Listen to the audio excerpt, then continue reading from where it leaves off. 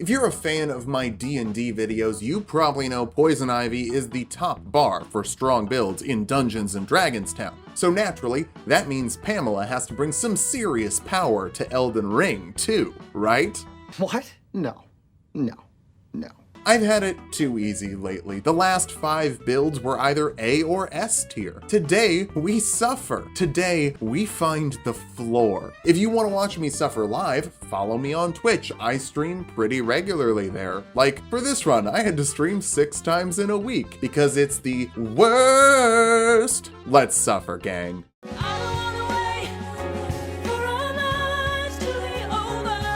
We're starting off as a prophet this time. My character model was already saved. Wonder what that's about. Maybe I'll talk about it later. I don't need to fight the grafted scion, so I'll just cowabunga into Limgrave. This build is gonna be long enough as it is. I don't need to kill a boss that can't give me runes. I head into a grassy field, buy a crafting kit, and get a horse from Batgirl. We have an uneasy alliance. There are bigger problems in Gotham right now than the Bat family.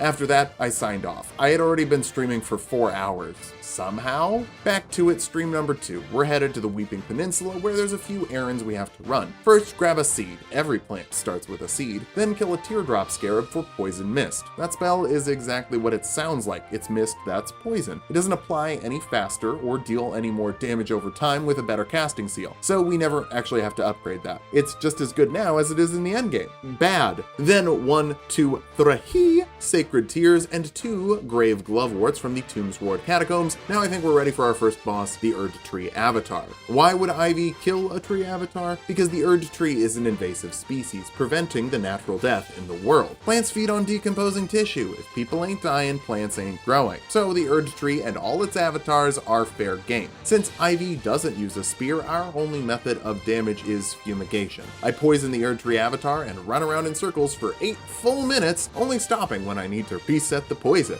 Ha ha ha, what a fun way to deal damage. This bodes well for the future. I save King Shark on the way to the Third Church of America, where we can warp to the stinkier section of Gotham, Pale. Lots of cool rotten flowers. Boy, I wish there was a spell we could get to make those. There's some graves I can rob for runes, and more in Fort Pharaoh, though the Dectus Medallion half is the most important thing there. And I'm just gonna sell Radigan Source Seal. It's worth 3,000 runes, that's a few levels early in the game. Batgirl invites us to the Bat Cave. I guess we have a common enemy. Fine, let's be a hero today. And every day. Ivy's just a hero. It's really hard to describe her as a villain with, you know, everything being so hot lately. But if we want a #1 victory royale, yeah, Fort Height, we bout to get down. Dectus in the bag right now, then we head to Lernia Town. Here we can enter a hole for 2 fingers that will raise our faith, and then we'll bully Damian Wayne. He's decked out in red and is the worst, whiniest member of a murder family. Again, we can't actually attack, so poison him and play Ring Around the Robin until he drops dead and drops the Hoslow's Petal Whip. Little known fact, you can get Hoslow's Whip here. You don't have to complete Dialos' quest until he dies in Charburg. I knew that the whole time. Definitely didn't get 8 hours into a run previously without a weapon of any kind and die over and over again fighting Vari to try and get the bouquet.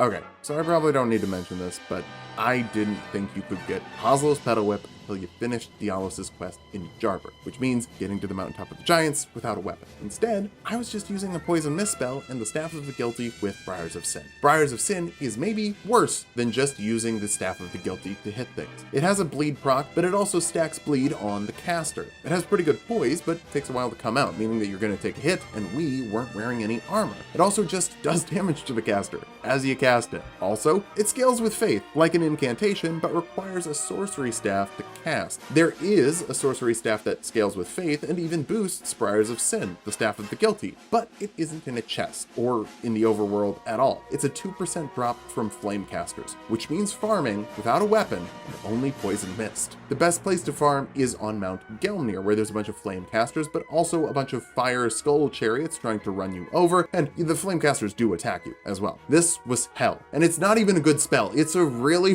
bad spell. The strategy I found to be better was just attaching the spinning weapon Ash of War onto the staff and helicoptering forward, hoping to kill Vari in Magwyn Palace to use his weapon, Vari's Bouquet. That's a bouquet of roses that hits roughly as hard as a bunch of flowers grouped together. I wasn't even able to beat him though, because Magwyn Palace is scaled for endgame and I had Poison Mist and Helicopter Stick as my weapons of choice. After all of that, I thought, what the hell? Chat is saying you can get the Petal Whip early, let's prove them wrong. They were right though, and I was already 8 hours into the run. A run that would go much faster with the whip. So if I wanted to assess it fairly and maybe not put it in the F tier, I'd have to start over. Please like and subscribe, gang. This was a rough time. I need your love, I need your time when everything's wrong. Back to the successful run. We're using a broad definition there. I head to the swampland and into the Caelid catacombs to pick up the Mirands Sprout Spirit Ashes. With those, I can summon Miranda Sprouts, little flowers that poison enemies. They don't move much, and they don't deal damage beyond poisoning. They're bad. Are we noticing a trend here? Let's grow some pickles. Pickles are grown, right? First one is free in Limgrave by the First Step Grace, and then we battle Zaz for access to the Murkwater tunnels. The whip is pretty effective here. It's decent for PvP, keeping short-range people at a distance while stacking a bit of bleed. There are issues with the whip, but we'll talk about them later when they come up. Inside, Patches wants to attack us, but we win and buy pickles from him. Our reward for victory is giving him money. That seems like a bad negotiation. After a quick negotiation with Oracle in the Batcave to water our plants, we head to the abandoned cave. My internet died. This run's going great. Between Comcast internet and Poison Ivy, lots of deaths here. Ivy died to the Clean Rot Knights, then my internet died while I rode around Lernia, then it died again on my way to the Frenzy Church, which spawned me back lower where I died to Frenzy, and decided, nope, that's just a sacred tier, I don't need it, let's bail. Time for another riveting boss fight. After riding up to the Dectus lift to Altus, I sneak past the tree sentinels, then sneak behind them to poison them. They don't aggro until you hit them with an attack, so if you've got 15 minutes free and Poison Mist, free runes, baby. I use those runes for some more vigor, then we head back to get my revenge on the Clean Rot Knights. I wish I could get my revenge against Comcast, but alas, it's a monopoly in the area, so too bad for me. It goes much smoother now that I'm not dying in one hit. I have enough time to heal and can kite them into my plant friends to make sure they're both poisoned. That gives up the Golden Scarab, which should speed things up by giving us 20% more runes when we kill an enemy. Speeding things up is maybe not the right term, because there's 2 more bosses that we can take out with Poison Mist. I try and sneak up on the Draconic Tree Sentinel, but my cover gets blown, so I have to run away and try again. After I get behind him, it only takes about 16 minutes for the poison to fully kill him. So I decide it's time to tell chat a little story. The Martian Manhunter f***ed Superman's dad. Okay. And we're going to get into the Snyder Cut here too. It takes a while to explain that in detail, but you should follow me on Twitch. I get pretty unhinged over there regularly. After farting the Draconic Tree Sentinel to death, I head over to Grail and fart that dragon to death just in time to wrap up the story. I just want it to be abundantly clear that when you see these two on screen, that the Martian Manhunter has just explored Papa Kent's body. Please follow me on Twitch. Sometimes I actually play Elden Ring. Stop playing games, playing games.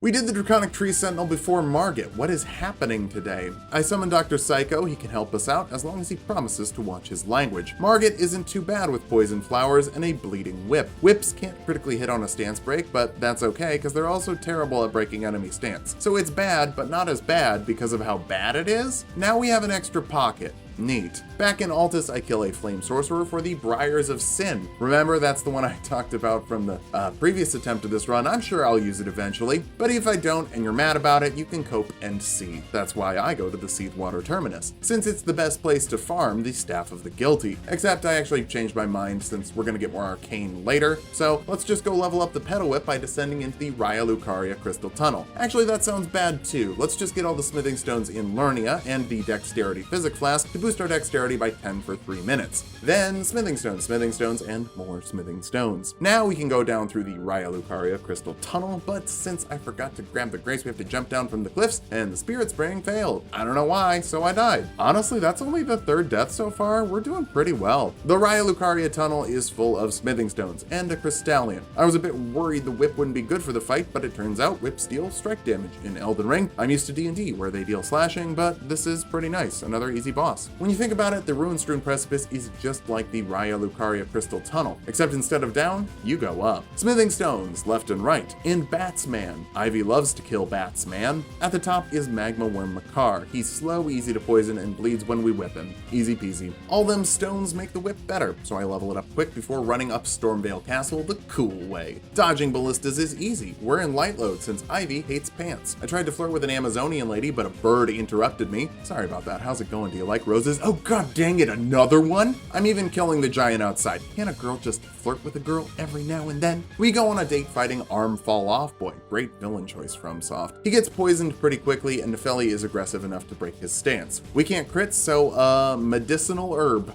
Go. Then, Arm Fell Off Boy fell off. Plus ratio. Smaragd gives me slightly more trouble. He blocks a key we need to get into Zatanna's magic castle. The issue is he just likes to fly, so it's hard to get him to hang out in our fat vape clouds. But since the whip is long, we can use it to smack his head for extra damage and then get a few bleed procs in. It's not that bad. Another deathless boss. So now we can enter the Raya Lucaria Academy to kill Zatanna's dog. It's the most villainous thing we've done so far. Her dog heavily resists bleed and poison, since its pitiful health would make those melt through it really fast. But it's not fully immune, and we build it up really fast, so we actually get the poison to activate. And with that and the whips, we kill the dog. Good for us? I wouldn't do this for no reason. We grab the Radigan's icon to speed up spellcasting, then grab a Stone Sword key and a Golden Seed before heading to fight Darkseid. Since we've touched Grace and Altus, Constantine is throwing a party back in Caelid. King Shark is there. Raj Al Ghul is there. It's gonna be great. Everyone gets a drink and we go murder Darkseid, or Radahn in this game. It goes really smoothly. Radahn has a big old body which helps him stay in the poison cloud. Then Raish and I pair our bleed together, so he only has about 20% health left when he jumps up for phase 2. Since his first attack is almost always summoning meteors, we have enough time to kill him before he's able to hit us. We beat Radahn without dying.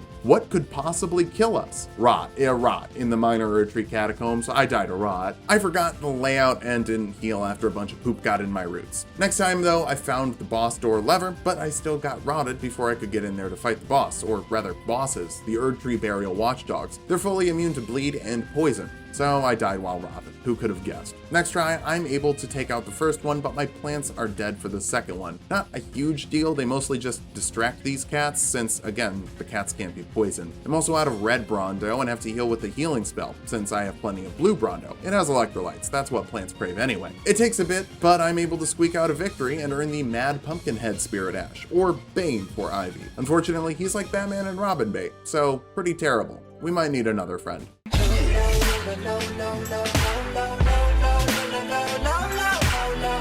That friend is not Zatanna. It would be if I could. I stan a magician queen. We're gonna go kill her instead. There's a knight outside, but the whip makes PvP pretty easy actually. He's not all that bad. Zatanna has possessed a bunch of children under her control, but sure, Ivy's a villain because she hates climate change. I intended to do this with Bane, but I forgot to switch the Spirit Ashes. Still, they managed to get the poison in phase 2. That's really important since Zatanna does not stop summoning, meaning we don't get a window to attack her all that often. Still, first try victory. She's not technically dead and we can respec with her later, but I really just wanted some extra runes before we go to Metropolis. We need at least one Seedbed Curse for Clayface, and I missed the jump off the rooftop. Embarrassing. Bane is also embarrassing, but we haven't leveled him up yet. Maybe that's on me. I have to finish this Erdtree avatar off by myself. It's not all that bad. I fight like 8 of these a week at this point. Also, I grab the Ritual Shield Talisman every week, but I've never been yeeted by a gargoyle like this. Jeepers. We finally get some armor. The Albrecht robe is perfect for Ivy's black jacket outfit from the Harley Quinn series, or it will be perfect once we take the cape off. For that, quick detour to the coastal cave where we can kill the demi-human Sheaves for the sewing kit. Sewing kit is a bad name for it. It should be called Cape Kit. It only removes capes. Removing capes also makes the armor worse, and this armor is already not great. Let's go fight Bane. I know I said Pumpkinhead was Bane, but Pumpkinhead is so bad. Godfrey is not bad. He's tough, buff, and deserving of the Bane title. So he beats me and the bad Bane to death twice before I realize it's time I made some new friends. Literally. For that, we need to head to the Arkham sewers and stage a prison break for Clayface. His soul is in the Batcave. He gives us the location and the key, then we can free him. While escaping, I died to an omen. They don't like it when you climb ladders. Clayface isn't going to join our crew unless we prove we've got the skills, so we have to fight him. And a crab. I wasn't prepared for the crab, so it got me, but then I came back ready for a threesome with crabs and Dung dung. I killed them both, even though the crab is optional. It just made me mad. Now it's time for some Ranni questline stuff. We do it a lot. So, into Nokron. Accidentally fall in the pit. Glovewort Bellbearing. 2 Gloveworts. Mimic Tear with Bane. Bane, are you okay, buddy? Carrion Manor, Loretta Ghost. Boy, wouldn't this have been miserable without a weapon and only bleed and poison? Ha ha ha. Hi, Ranni. Now is where we're gonna deviate from the normal quest because we have to do Scarface's quest line. Or in this game, Selvis. He's a total scumbag who turns people into puppets. The potion he gave us is for that nice Amazon woman who helped us fight Arm Fall Off Boy, but I'm not doing that. Let's give it to Clayface instead. Drink up, Dung Eater. Let's be friends and go on adventures together. Unfortunately, Scarface has Clayface locked behind a paywall, so we need to find his secret real doll collection and buy a starter puppet from him that we're not gonna use. Then the Raw Dragon for the runes to buy all of his spells. We have to buy all of his spells apparently, and also we're not using the Rot Breath spells because Ivy doesn't turn into a dragon. I got this question a lot before the run. If she turned into a dragon at any point, I'd use it. Now that we've bought all of his spells, he needs a new special currency, Starlight Shards. Jeepers, how many types of currency are there? What is this, Final Fantasy XIV? I haven't played that. Just people say that. Okay, 1 shard south of Lake of Agil, 1 south of Stormvale, 1 in Caelid. Technically, there's another one in Caelid, but we have to do some horse parkour in Celia first. Might as well grab a sacred tear on the way, then boom, shard 4. And 5 will come from Mount Gelmnir. Since it's on the way to Volcano Manor, another quest we'll have to do. This is a busy build, but hey, gardening is a long game. There's a magma worm on the way up Mount Gelmnir. I need the runes. It's boring, but it's free. I trick a bear into giving me some stones, then climb some ladders. What a thrill. At the top, I ignore a full-grown falling star beast and grab our last shard before getting the Volcano Manor Grace.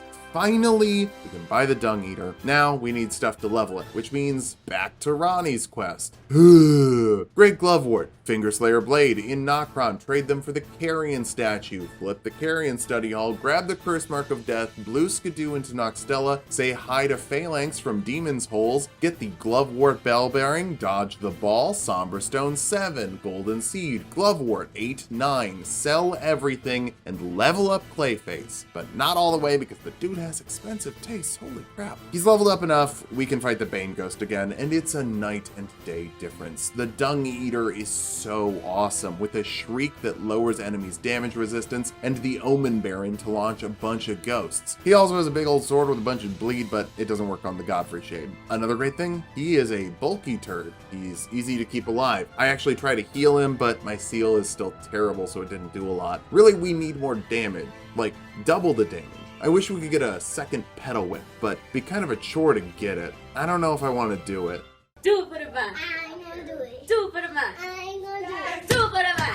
Gonna do it. Do it for the man. First step to Vine improvement is Ivy improvement, and the first step for that is actually close to the first step Grace. In the Fringe Folk Hero's Grave, there's a knight you can fight for the Dragon Communion Seal. Since it scales with Arcane, it's better for us, since we're leveling Arcane for better bleed on the whips. It's even pretty easy to upgrade since we don't have any other Somber Stone weapons, and you can get up to +9 before hitting Mountaintop of the Giants. Then we need the Wet Blade to apply Ashes of War so we can make whips into Blood Poison or Occult. But whips can't use a lot of Ashes of War. What a great weapon! So we need to grab Quick Step. Bruno would have sold it to us earlier, but I forgot to grab it, and we started Volcano Manor. So now we need to kill someone for it. Hi, Istvan.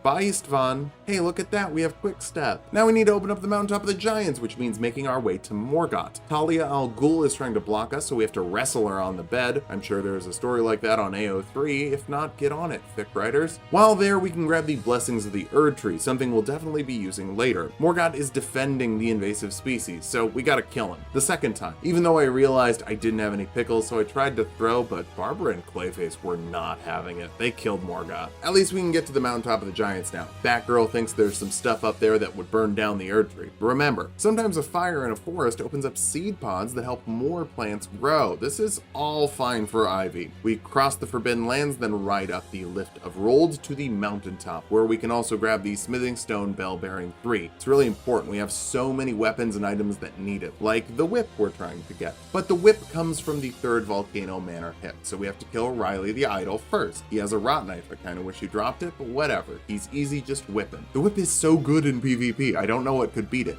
2 2 whips could beat it. The cooler Robin is Juno Hoslow, with 2 Petal whips that make him a nightmare to get in on. He likes to jump power stance attack, which creates a sphere of whip in front of him. He also has the Bloodhound Step Ash of War, so he's teleporting in and out. 2 deaths here, and I realized it's just not happening yet. We need additional skills. First, I had to grab the Briars of Punishment. It's like Briars of Sin, but it actually moves out ahead of you instead of surrounding you. To cast it, we're gonna need a staff, actually 2, since that's the best way to use it. The Alberneric Staff is deeper into Volcano Manor. Since it scales with Arcane, that means it also increases the bleed prop. If you hold a Staff of Guilty in your other hand, you also get to boost the damage, so we go farming at the Seethwater Terminus. It actually only takes 2 runs. That high Arcane is really helping us out. Leveling up 2 staves takes quite a lot of runes, so we go slam Flying Dragon Grail in the Dragon Barrow. This guy is always such a jank fest for me. He disappeared on me before, landed on nothing 30 feet in the air, and this time I stood on his nose for a little bit. I don't know why Bridge Dragon be so goofy, but Bridge Dragon be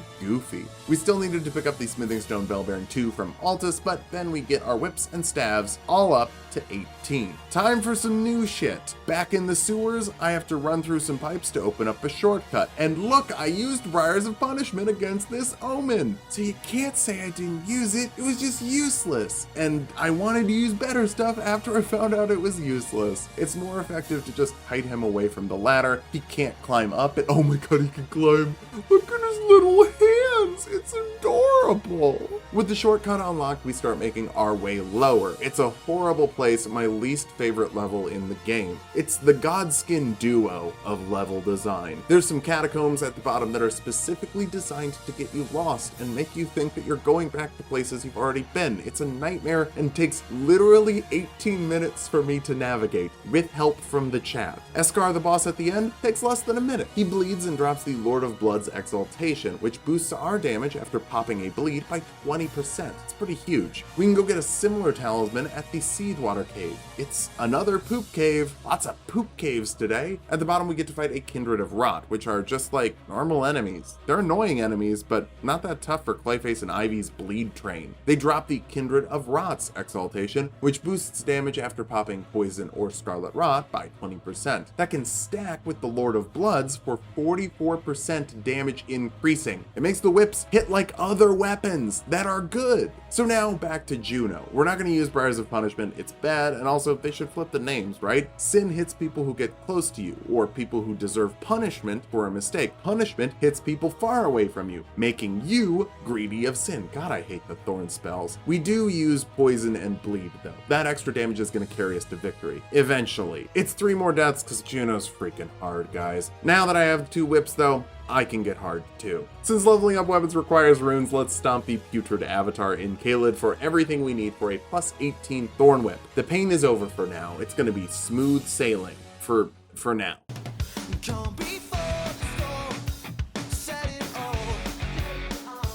Before I go to hell, I want to get some runes. The Erdtree Avatar in the Mountaintop of the Giants gives a lot of runes, but it can also clone itself. Normally that's not a problem, but our damage is pretty low, so it becomes a bit more of an issue. Still pretty clean though. Borealis is a dragon with a special roar that's way bigger than most roars and stops you from rolling or running. So if you get hit by one part of it, you get hit by all of it, and you die. After a couple deaths, I just keep my distance and whip the head. Pretty standard dragon after that. Vike should be easy runes. It's a PvP boss, and the whip makes PvP easy. Just gotta wait for him to bleed any minute now. Oh no, I think he's immune. So it's not actually a PvP fight. He also never runs out of magic, so the lightning can just happen as long as he wants it to. And his weapon art one-shots me because I wore a t-shirt to a battle royale. Do I need to prepare for Vike? Oh god. Gilka dies so fast I can barely talk about it. Ritual Sword Talisman acquired. That's 10% extra damage at full health. Then I head to the High Road Cave to kill a Guardian Golem for the Blue Dancer Charm, which boosts the damage at lower equipment load. Remember, I'm wearing a t-shirt to battle royales. The Dragon Barrow Beastmen duo is just 3 runes, except a wolf followed me down the first time and ganked me before I could summon Clayface to counter that gank. Next time though, it's pretty easy. They're basically just normal enemies that drop 80,000 runes. With better talismans runes and more levels, I should be able to handle Vike now, right? No, apparently not. Let's do something else. Castle Soul, I guess. The lions killed me twice, that was fun. Then my whip bonked off the wall so I couldn't fight the dude before the ballistas, and after making it through the ballistas, I realized I never even had to run past the ballistas. Then I kill everyone except for this guy who killed me on the shortcut elevator. Oh well, shortcut activated. The boss is Neil. He works for Godric, trust me. Godric has a voice line about commanding Neil. This is one of very few places we can use a very poison ivy move, Bewitching Branches. Those make enemies attack each other. Apparently I was too cautious the first time, but the second time I just barreled in and Neil's men turned coat. He's basically dead by the time I start hitting him, but the poison and bleed on my whips, they help too. That'll give us one half of the Haligtree medallion, the other half is being held by an old man in Lernia. We got a race nearby, it's not too far out of the way. Down to the consecrated snowfield we can fight Anastasia, who's an actual easy NPC fight with the whips. Vike,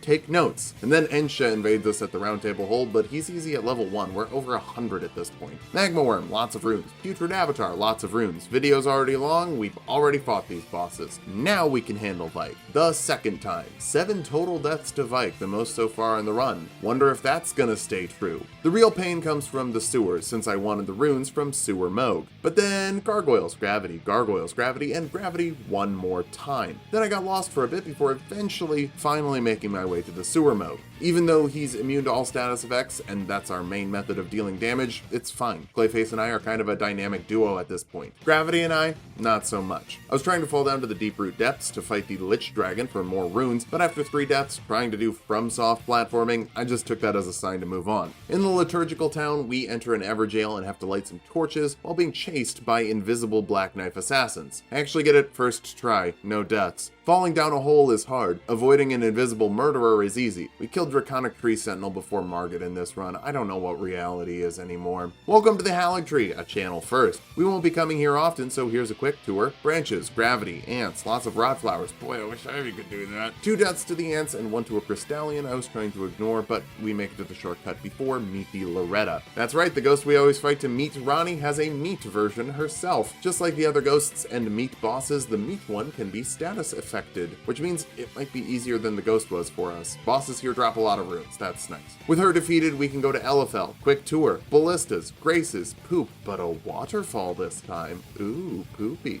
And then another grace outside that one lady's boss room. You know, what's her name?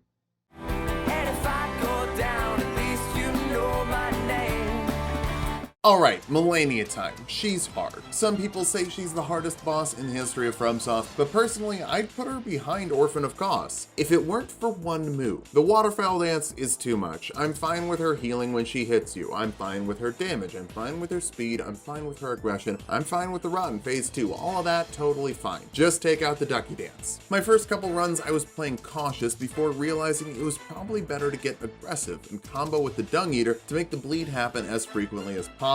On my 3rd attempt, I made it to phase 2. That's awesome. I died, but I made it. Then I made it again the next time before dying. That's only 4 deaths so far. I think we have the down mode. Then 4 more deaths, including 2 more waterfowl dances. Maybe we'll make a detour. Back to the consecrated snowfield, we can kill a sanguine noble to warp to the Mogwin Palace. Sans the skeleton killed me. I'll be back to build you in a few weeks, my guy. Then I touched the Mausoleum Grace and made it through the cave without a lantern. Kind of a big deal. It's not like I spent 2 hours in here fighting Vari in the failed run. Before fighting Moog, we need to kill Eleonora in Altus, but at this level, that's pretty easy. She drops a physic tier that stops his Neil attack. Damn, someone named Neil must be a big deal at FromSoft. Dude is showing up everywhere in this game. Moog holds the records for most deaths from any boss in the Thor run, and the Thor build was better than Ivy. Like, already, this run is longer. I've died more and haven't killed as many bosses. So Moog is not gonna be easy, and I died the first time. But the second try, it's easier, because Ivy actually has something Thor doesn't.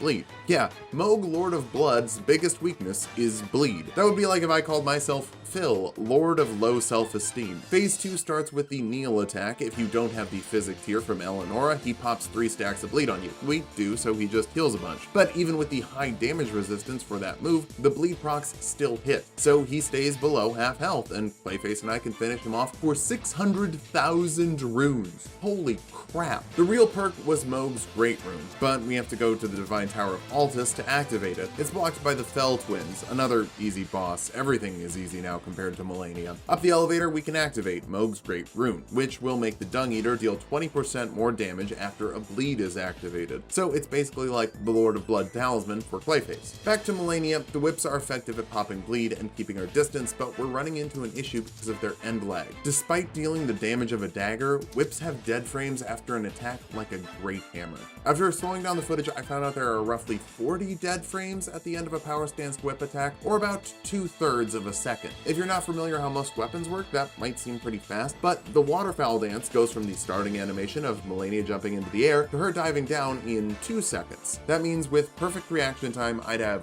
1 1/3 seconds of a window to react. Dodging the waterfowl dance is possible. You need to dash away from the first burst and be roughly 5 character lengths away before she starts diving. So if I'm fighting her at melee distance and she decides to ducky dance after I've attacked, I need to get 5 character lengths away in 1 1/3 of a second with perfect reaction time. I don't have perfect reaction time. If I did, I'm not even sure that's enough time to get away. So easy fix. She can't use the waterfowl dance. On me, at least. The strategy becomes starting a combo and hoping that the Dung Eater hits her last, so that she targets him instead. The ducky dance isn't gonna kill him, it just deals a ton of damage to him and heals her about 10% of her HP, which is a full bleed proc worth of damage. But I live, so that's better. After 7 deaths, 3 of which were to the waterfowl dance, I decide to go get some more damage. An easier version of Anastasia is blocking Golden Vow on Mount Gelmir. It's a spell that boosts attack and defense power by 20% for 80 seconds. It also applies to the Dung Eater if he would stop running away from my support. This extra damage is a double-edged sword, since the Ducky Dance is a desperation move. That's what they're called in Kingdom Hearts 2. I don't know what the term is in Elden Ring, but think like Elden Stars or Radahn's Big Jump Attack. It's a move that the boss uses after you've dealt enough damage to them. So since we're doing better and dealing damage faster, we're actually doing worse, and we take 9 more deaths, 7 of which are from the Ducky Dance. But I have a desperation move of my own.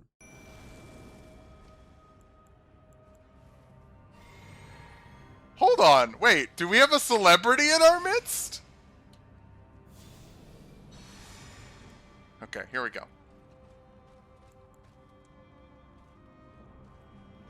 Hey, love your stuff, buddy. I've died 24 times to Malenia already, 13 times just to the waterfowl dance. Maybe this just isn't gonna work. It's the hardest boss in the game, and this is the worst build we've had so far. It's about time we just summoned the legend to let him do his thing. If you insist. Nope, that's me. It's over. Okay. Okay. I'm actually fine with that. No, quick stepping doesn't work. Yo, that sucks. No! Oh my f***ing Christ! Shh! This is the best part. Alright, I wanted to do Malenia before the Fire Giant so we could show off the Scarlet Aeonia, but that's just not gonna work. Fire Giant is rarely an issue, this time is no exception. 1 death, sure, but that was just to get the rhythm back. Mixing poison and bleed makes his massive health bar much more manageable. Babs burns down the Erd Tree, letting us head to Crumbling Faram Azula so we can duke it out with the Godskin duo. Just summon Bernal and put them in the bleed poison blender to watch that HP bar disappear. I will say, even with all the deaths to Malenia, I still think the Godskin duo are a worse boss. Certainly not a harder boss, but definitely a worse one. Since they give us the Smithing Stone Bellbearing 4, we can max out both of our whips for more bleed proc. I even respec with Zatanna to get rid of some of the intelligence we invested in for the Briar spells. Ugh, can you even imagine if I was trying to use the Briar spells? But remember gamers, winning is losing. Hitting Malenia harder just makes the Ducky Dance come out sooner. So 19 more deaths, officially cracking triple digits for total death for the first time in the channel's history, encompassing half of our total deaths, with 15 in this stretch from the Ducky Dance. I was out of time for the day since I was playing Dungeons & Dragons on Spontaneum. Follow them on Twitch, they're pretty great. But the last fight before I had to leave went pretty well. I timed my combos to make sure that the Dung Eater was the last one to hit, and we're aggressive enough to get to phase 2 pretty quickly. Clayface still has a lot of HP left. I was feeling pretty good. She charged up for a second Scarlet Aeonia, but aimed for the Dung Eater, which means I didn't die. But she did! We put serrated whips and serrated swords to Malenia and earned the title of deadliest flower-themed woman in the lands between, as long as you don't look at the scoreboard. But wait! There's more!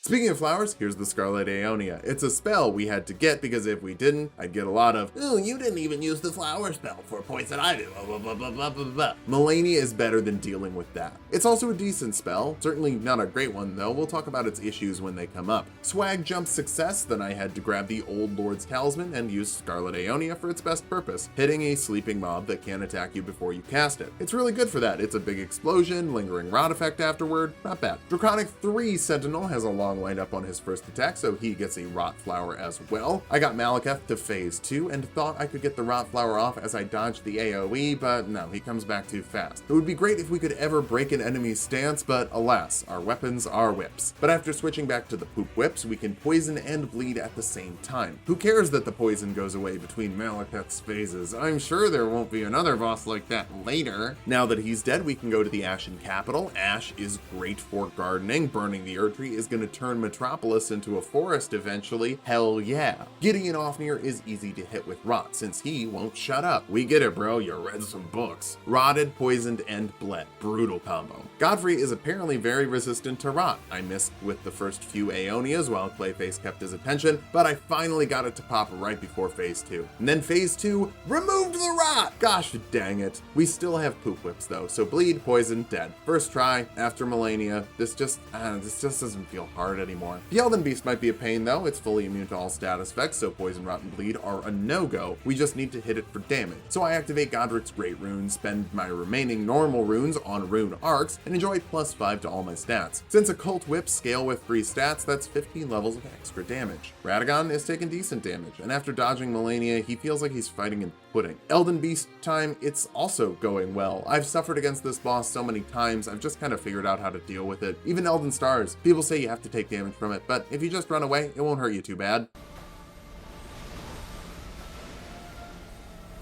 Got lots of arcane, so my holy resistance should be pretty high. Oh my god.